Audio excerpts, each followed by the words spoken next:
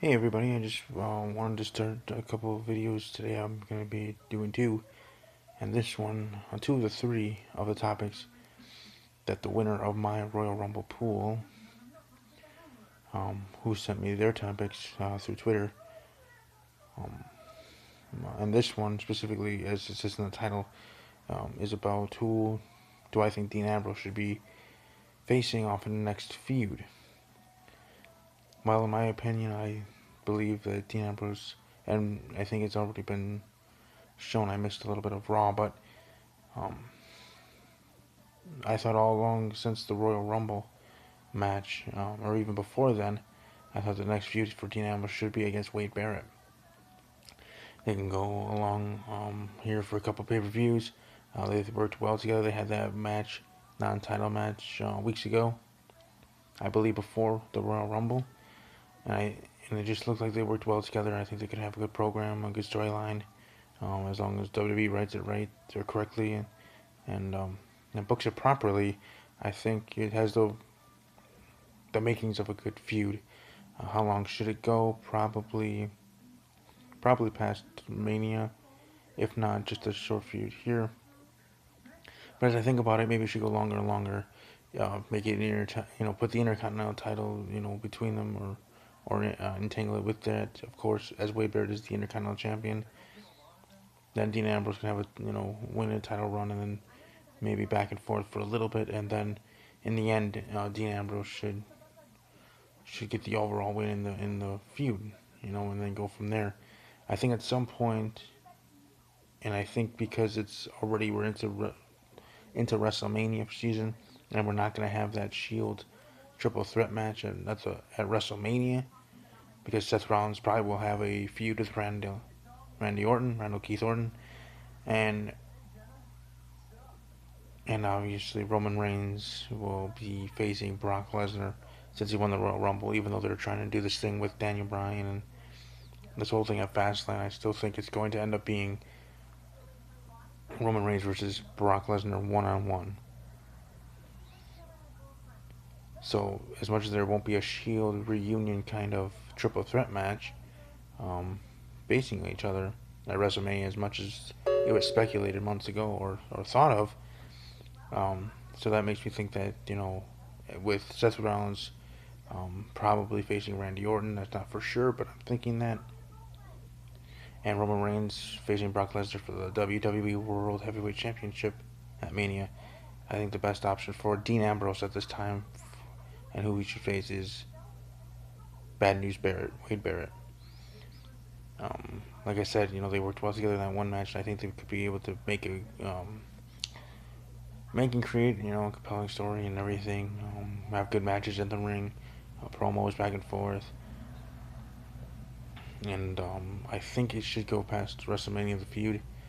After that, who knows how where Dean Ambrose can go.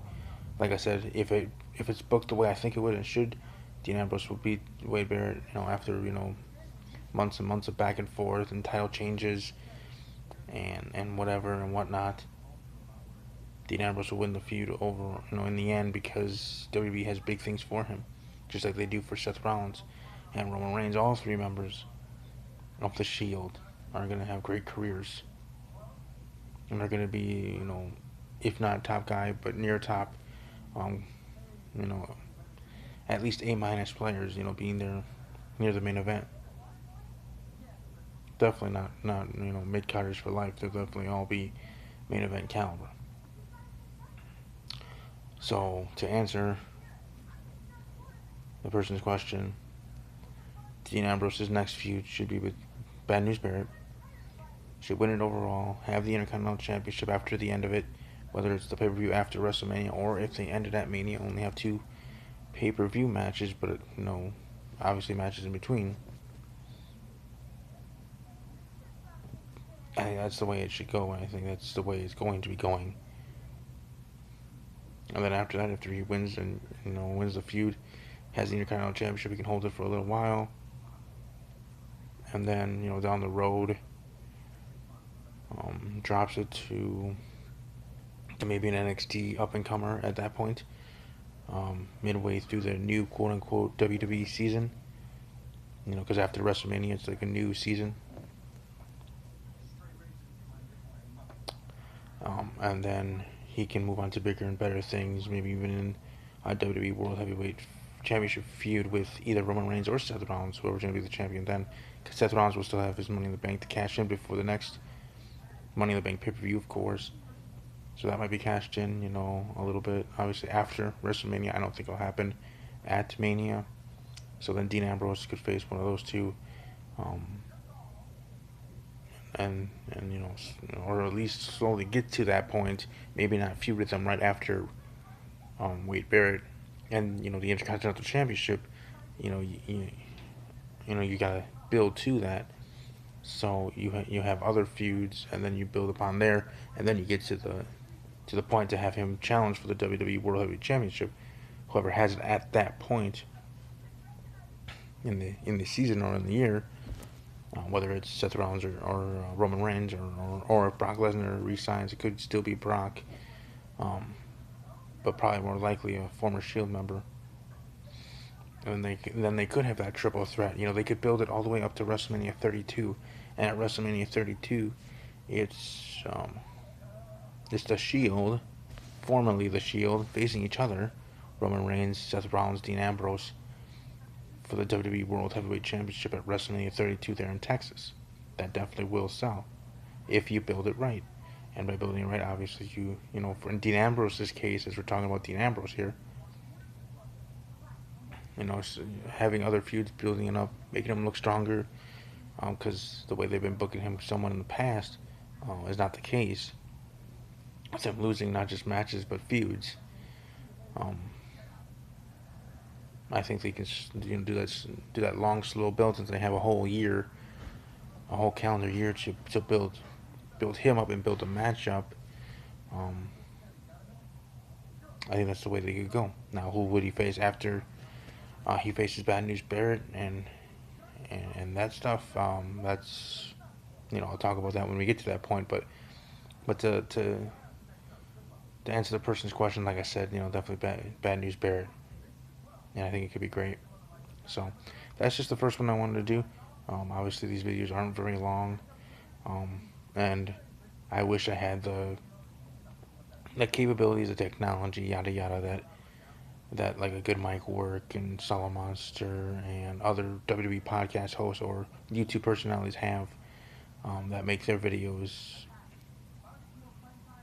better, in quality and in graphics and editing and everything. Um, I guess the only good thing about just doing it this way is that it's easier and quicker, to upload and everything. But I still, obviously, if I want to get more subscribers, might need to improve that. Um, but um, but yeah, the other topic I'll be discussing is going to be in the second video that I'll be talking more about Fastlane and stuff like that. My thoughts on the pay per view and how and other matches that should be on the card. But for now, for those who aren't subscribed, you're welcome to subscribe, including my Royal Rumble, um, my Royal Rumble pool winner, who, as I told that individual that if they want to, they can send me suggestions for videos throughout the whole calendar year until next Royal Rumble, until we have a new champion of my Royal Rumble pool. That's the twist I did. That's different from a good Mike Works if he did one, or Solid Monster or those people like that. And that's not to discredit them. I mean, they're great. I wish I had the capabilities to do videos like them. I wish that I had the backing and fan base that they have. But I'm sure they would tell me that you have to grow it. And it takes time. It's not going to happen overnight. But um, so I don't mean that to sound mean. I'm just saying that that's just fact. You know. So I try to do things a little bit differently, just to have my spin on something that everybody does, which is the Royal Rumble pool. And my spin, like I said, is that whoever wins each year, going forward after 2015 Royal Rumble being my first annual, is that winner gets to send me suggestions for videos throughout the whole calendar year until the next one. And if I get up to then when if I get to the 2,000 subscriber mark, and everything, and then have the money and have the fan base, enough fan base to want it, that then I'll give out tangible prizes, like maybe a DVD that's coming out at that time, or something, or a classic DVD or something like that, or a T-shirt, or whatever, or maybe even my podcast will have its own merchandise at that time, depending on its popularity. I mean, it's growing in popularity. I've already had people, um, whether on Twitter through DM, direct messages, or on Facebook on my personal account, there tell me that they're looking forward to that because they enjoyed my Super Bowl one on my NFL podcast that I did, which everybody can see, blogtalkradio.com/talking Packers. So that's just the first subject of I'm sure many topics that my Royal Rumble winner will, or pool winner will, send my way. And I hope they enjoy this video along with everybody else. Welcome to leave comments and your thoughts who you think Dean Ambrose should face in a feud.